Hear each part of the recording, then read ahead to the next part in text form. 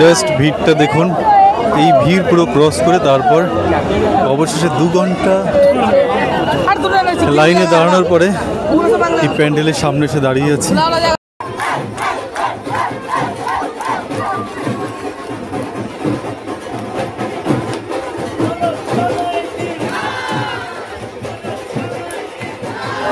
আর এই হচ্ছে পুজোর সময় কলকাতার রাস্তাঘাটের অবস্থা।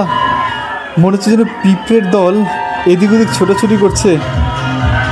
আর রনি যেমনটা বললো, এই ট্রিটটা বোধহয় খুব সম্ভবত মিঠুন আমাদের দিচ্ছে, তো ওকে আমরা আন্তরিক ধন্যবাদ জানাই, ছোট ভাই।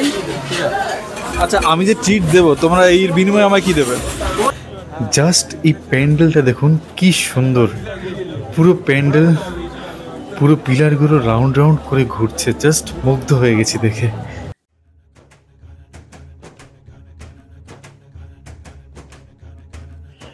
নমস্কার সবাইকে, আমি আছি মিঠুন, তোমাদের সঙ্গে শুভ মহাসপ্তমী। আজকে আমরা ঘুরতে ঘুরতে চলে এসেছি মুদিয়ালি ক্লাবের পুজো প্যান্ডেলে।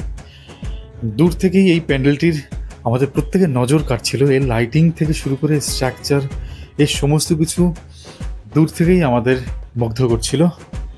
এবারে আমরা তোমাদের ভেতরে ঢুকে প্যান্ডেলটি এক্সপ্লোর করে দেখাবো। অ্যান্ড এই প্যান্ডেলের বিশেষত্ব কোথায় পুরোটা তোমাদের সাথে শেয়ার করছি, তাই দেখতে থাকো।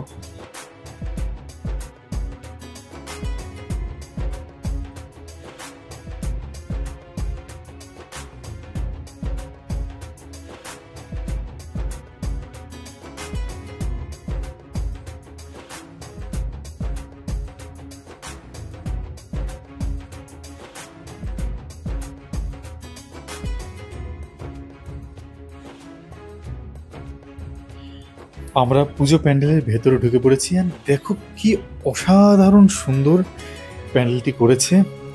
পুরো প্যান্ডেলের পিলার থেকে শুরু করে সিলিংয়ের সমস্ত কারুকার্য, সমস্ত কিছুই কিন্তু রাউন্ড রাউন্ড করে ঘুরছে। একবার ভালো করে খেয়াল করলেই দেখতে পাবে যে প্রত্যেকটি বস্তু কিন্তু ঘুরছে। আর এই আলোকসজ্জার সাথে ঘোরা সমস্ত কিছু মিলিয়ে কিন্তু জাস্ট অসাধারণ, অসাধারণ, মানে ভাষায় প্রকাশ করা যাবে না, এত সুন্দর।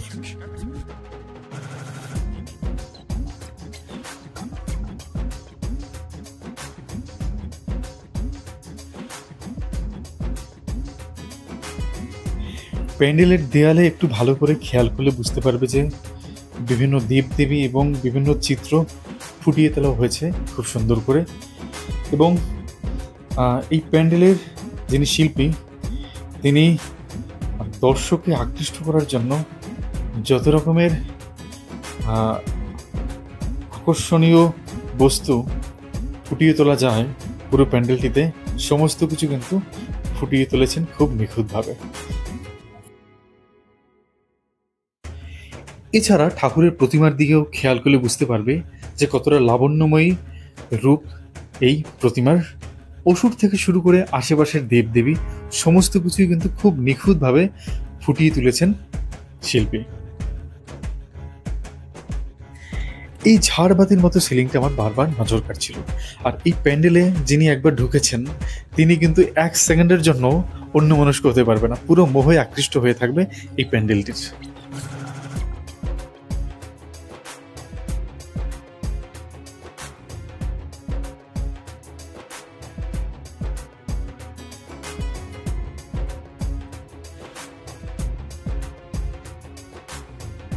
কেমন লাগছে ডিউটি দিয়ে আর কি? দারুণ দারুণ। আমি আমার কাজটাকে ভীষণ ভালোবাসি। আচ্ছা, আপনাদের খুশিতে আমার খুশি। বাহ, জোরে জোরে জোরে। কলকাতার দুর্গাপুজোর লাইন কিন্তু বিশ্ববিখ্যাত। মানে যারা কলকাতায় পুজো দেখতে এসেছে বা দেখেছে বা দেখো যারা, তারা বুঝতে পারবে যে 2-3 ঘন্টা লাইনে দাঁড়িয়ে বোরিং হওয়ার থেকে এরকম একটু গান বাজনা ইয়ার্কি ঠাট্টা করা খুব ভালো। অ্যান্ড একাধারে যেমন বিরক্ত লাগছিল তেমনি ভালো লাগছিল যে সবাই মিলে কিন্তু আমরা একসাথে হাজার হাজার মানুষ প্যান্ডেলের উদ্দেশ্যে যাচ্ছি, পুরো প্যান্ডেলটিকে এক্সপ্লোর করার জন্য, দেখার জন্য, মায়ের মুখটা দেখার জন্য। সমস্ত কিছু মিলিয়ে কিন্তু অসাধারণ। অবশেষে 2 ঘন্টা লাইনে দাঁড়ানোর পরে এবারে প্যান্ডেলের ভেতরে ঢুকবো। হ্যাঁ, অলরেডি 2 ঘন্টা লাইনে দাঁড়িয়ে ফেলেছি। 12:30 আগে বেরোতে পারবোই না। হ্যাঁ, প্রচন্ড ভিড়, মারাত্মক খারাপ অবস্থা। ঠিক আছে, তাকাতে পারছি না ক্যামেরার দিকে। জাস্ট ভিড়টা দেখুন, এই ভিড় পুরো ক্রস করে তারপর অবশেষে 2 ঘন্টা লাইনে দাঁড়ানোর পরে এই প্যান্ডেলের সামনে এসে দাঁড়িয়ে আছি। এবারে ঢুকবো। এই প্রত্যেকটি কাজ কিন্তু রুদ্রাক্ষ দিয়ে করেছে। প্রত্যেকটি মালা দেখতে পাচ্ছেন, এগুলো সব রুদ্রাক্ষ। এই পর্যায়ে আমরা ঘুরতে ঘুরতে ঢুকে পড়েছিলাম চিথলা অগ্রণীর পুজো প্যান্ডেলে। অ্যান্ড 3 কোটি রুদ্রাক্ষ, আমি আবার রিপিট করছি, 3 কোটি রুদ্রাক্ষ কিন্তু এই প্যান্ডেলটিতে ব্যবহার করা হয়েছে। এই প্যান্ডেলটিতে ব্যবহার করা সাপ, শিবলিঙ্গ এবং আশেপাশের যে যত কারুকার্য আছে সমস্ত কিছুতে কিন্তু সব মিলিয়ে 3 কোটি রুদ্রাক্ষ ব্যবহার করা হয়েছে। সমুদ্র মন্থনের পুরো চিত্র এবং এই যে গোল গোল করে ব্যাপারটা, এটা কিন্তু পুরো সাপের আকৃতি ফুটিয়ে তোলা হয়েছে। আর এই প্যান্ডেলে এসে কিন্তু আরেকটি অসাধারণ প্যান্ডেলের আমরা দর্শন পেয়েছি এবং সাক্ষী হয়েছি।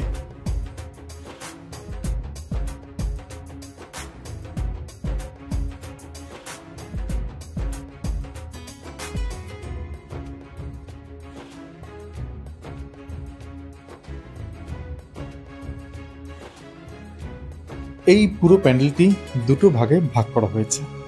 প্রথমে ঢুকতেই আমাদের চোখে পড়বে শিবলিঙ্গ এবং সাপের, এবং ভেতর দিকে রয়েছে মা দুর্গার মূর্তি।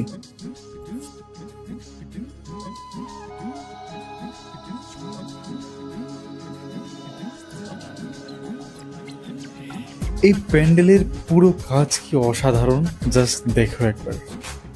যারা এই প্যান্ডেলটি মিস করে গেছো তারা কিন্তু খুব বড় জিনিস মিস করেছো, আর যারা দেখেছো তারা বুঝতে পারবে যে 1 সেকেন্ডের জন্য চোখ সরানোর কোনো সুযোগ নেই।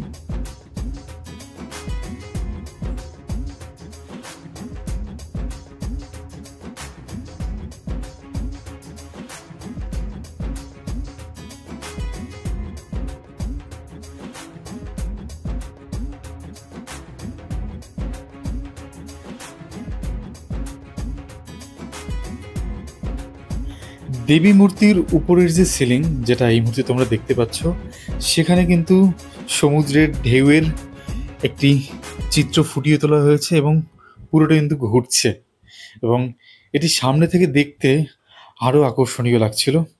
আর পুরো প্যান্ডেল জুড়ে কিন্তু রুদ্রাক্ষের ছড়াছড়ি। কি অসাধারণ পুরো মণ্ডপটা, জাস্ট বলে ভাষা প্রকাশ করা যাবে না, দুর্দান্ত। জাস্ট মন ভরে গেছে, মানে বাইরে যতটাই কষ্ট করে এসেছি বাট ভেতরটা ঢুকে খুব ভালো লাগছে আর কি। লজ্জা কেন পাচ্ছি? তুমি কি বলো, তোমার গার্লফ্রেন্ড কিছু বলেছে তোমায় ক্যামেরার সামনে কিছু না বলতে? কিছু একটা বলো বিকাশ দা। এই শোনো, এই বিকাশের গান আসছে বছর আবার এই ব্লগের মাধ্যমে না হাজার তরুণীর মাঝে ঝংকার তৈরি হবে না তোমার চেহারা দেখে। তুমি তোমার বিভিন্ন হৃদয়ের কথাটা বলো আজকে এই ব্লগে। তোমার শোনো না, রিকোয়ারমেন্ট তোমার অব্যক্ত কথা আজকে বলেই ফেলো। সিঙ্গেল ঘুরে বেড়াচ্ছে, কেউ যদি পছন্দ করো। আচ্ছা, কাসুন্দির ইংরেজি কি সেরন্ত তো বলে দাও সবাইকে। কাসুন্দির ইংরেজি, আরে মুখ দেখাচ্ছে নাকি? লজ্জা পাচ্ছে না এই বাবা, লজ্জা পাচ্ছে না, লাজে রাঙা হয়ে গেছে। বিকাশ এই কারণে মুখ দেখাচ্ছে না কারণ বিকাশের বিয়ে হয়নি, অথচ বিকাশ বাবা হতে চলেছে, তাই বিকাশ মুখ দেখাতে পারছে না। কি বলছে? তুমি এর কোনো জবাব দেবে না, এগুলো মানা যায় না। সৌভাগ্যবশত আমার বাচ্চার মা রানিং হতে চলেছে। কি হচ্ছে? কিছু একটা বলার চেষ্টা, আমার প্রাণের বন্ধুই আমার মা হতে চলেছে। কি বলছে ভাই, কি সব বলছে? বিকাশের তো কিছু একটা গন্ডগোল আছে, বুঝতে পারছি। বিকাশ এসবই বলছে কিন্তু আজকে সারাদিন, তাই না? এই ঝগড়া চলতে থাকবে নাকি বুঝলাম না। কিন্তু অবনীক ঝগড়াঝাটি হ্যাঁ না ঝগড়া নেই তো ভালোবাসে। ভালোবাসা ওকে এরকম আমি ছিলাম না, মানে সঙ্গদোষ একটা বড় ব্যাপার লোহা মানুষের। ভাসে সঙ্গ দোষে লোহা ভাসে নাকি আছে? তোমার কি লোহা ভেসেছে? আমার কি কি ভেসেছে আমার রনি ভালো জানে, আমার অন্তরঙ্গ বন্ধু। তোমার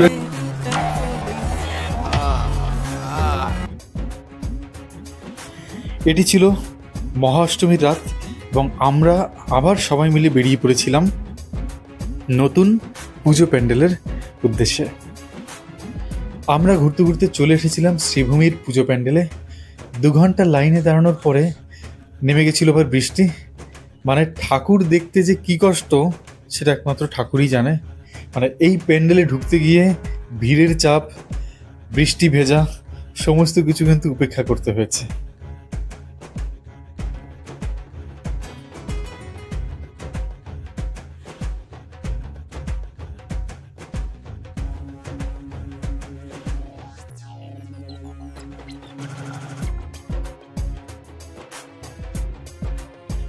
আমরা ঢুকে পড়েছি শ্রীভূমির পুজো প্যান্ডেলের ভেতরে এবং দূর থেকেই চোখে পড়ছিল দেবী মূর্তিকে।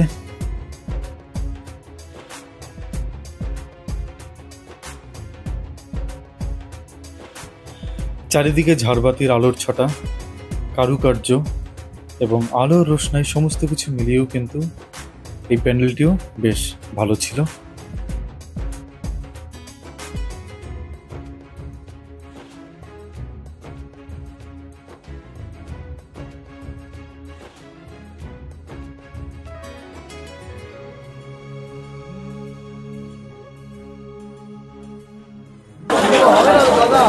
ডাব খাচ্ছি আমরা,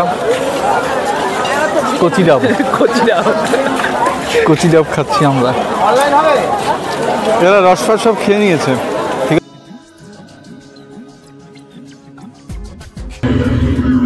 শ্রীভূমি দেখে আমরা যখন একটি চৌরাস্তার মাঝখানে এসে পড়লাম, মনে হচ্ছিল যেন পিঁপড়ের ঝাঁকের ভেতর আমাদের ছুঁড়ে ফেলে দেওয়া হয়েছে। মানে পুজোর সময় কলকাতার রাস্তার অবস্থা এরকমই হয়, এত ক্রাউড, এত ভিড়, জাস্ট মাথা খারাপ করে দেওয়ার মতো অবস্থা।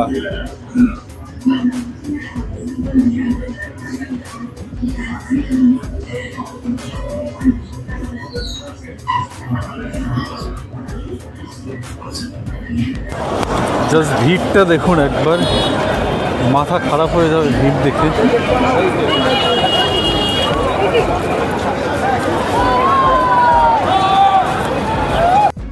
আমরা এই মুহূর্তে একটা রেস্টুরেন্টে খেতে এসেছি, আর এই যে এই ডিস্টার্বিং শুধু আমি ডিস্টার্বিং, হ্যাঁ মানুষ তুমি আসছিলে না, শুধু মানুষ সেদিকে কমেন্ট এই দাদার জন্য আমি চাউমিন খেতে পারলাম না।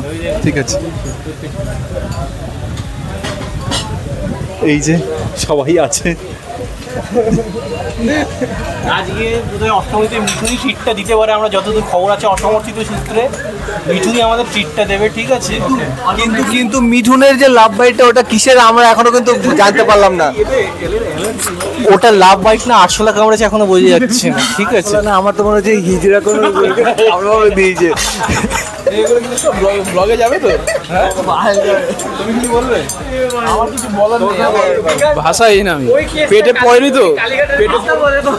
আমার বক্তব্য ওর বক্তব্য না, অবশেষে অনেক পরিশ্রমের পরে, অনেক খাটাখাটনির পরে একটা রেস্টুরেন্ট পাওয়া গেল, যেখানে কিনা সঙ্গে সঙ্গে আবার টেবিলও পেয়ে গেলাম। এত ভিড়ের মধ্যে খুব ফরচুনেট আমরা, তো বিষয়টা খুবই ভালো লাগছে। আর রনি যেমনটা বললো, এই ট্রিটটা বোধহয় খুব সম্ভবত মিঠুন আমাদের দিচ্ছে, তো ওকে আমরা আন্তরিক ধন্যবাদ জানাই, ছোট ভাই। আচ্ছা, আমি যে ট্রিট দেবো, তোমরা এর বিনিময়ে আমায় কি দেবে? আরে মুঝে চক্কর আনে লগ গয়া। এই না, খাবার দাবার এসে গেছে। আর সব থেকে বড় কথা, তুমি আমাদের ছোট ভাই, তোমার জন্য আমাদের বুক ভরা ভালোবাসাই, সেটাই সব থেকে বেশি ভালোবাসা মূল্যবান। আজকাল কিছু হয় না, ভালোবাসা ধোকা। ঠিক আছে, ভালোবাসা ধোকা, ওসব কিছু হবে না। সরিয়ে নাও, ঠিক আছে? ক্লোজ শট, নিচু কর, নিচু কর। হচ্ছে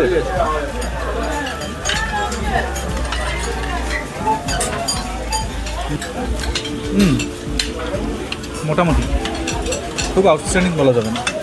আমরা খেয়ে দিয়ে একটু এনার্জি গেইন করে নিচ্ছিলাম, কারণ নতুন আবার প্যান্ডেলের উদ্দেশ্যে বেরোতে হবে। এই পর্যায়ে আমরা চলে এসেছি ম্যাডক্সে পুজো দেখতে। অ্যান্ড ঢুকতেই আমাদের চোখে পড়ল সবাই মিলে ঢাকের তালে নাচ করতে ব্যস্ত। অ্যান্ড এই ব্যাপারটাই কিন্তু পুজো পুজো ফিল এনে দেয়। এই ঢাকের বাদ্যি, এই মানুষের মধ্যে এক্সাইটমেন্ট, সমস্ত সারা বছরের দুঃখ কষ্ট ভুলে গিয়ে এই 4 দিন আমরা মেতে উঠি পুজোতে।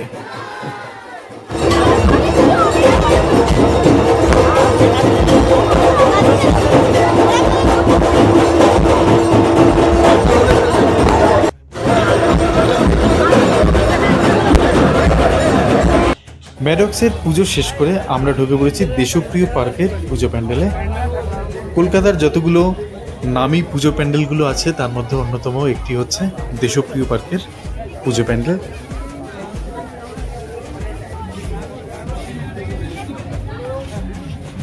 দেশপ্রিয় পার্কের গেট থেকে ঢুকে বাঁশের এই বোরিং পেঁচানো রাস্তাঘাট ক্রস করেই আমাদের চোখে পড়ছিল দেশপ্রিয় পার্কের মেইন প্যান্ডেল।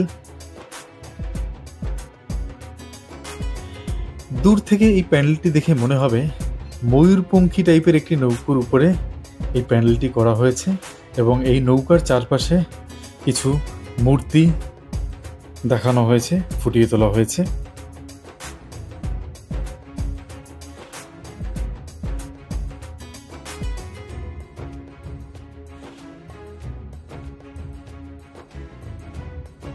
এইবারে আমরা মাকে দর্শনের জন্য মেইন প্যান্ডেলের ভেতরে ঢুকছি। প্যান্ডেলের ভেতরে ঢুকতেই মনে হচ্ছিল যেন কোনো রাজবাড়ির অন্দরমহলে ঢুকে পড়েছি। এটি দেখে কোনোভাবেই মনে হবে না যে এই পুরো ব্যাপারটি কংক্রিটের ব্যবহার ছাড়া নির্মাণ হয়েছে। পুরো প্যান্ডেলের কারুকার্য দেখে মনে হবে কোনো রাজবাড়ির অন্দরমহলে কোনো কংক্রিটের কারুকার্যের ভেতরে আমরা আছি।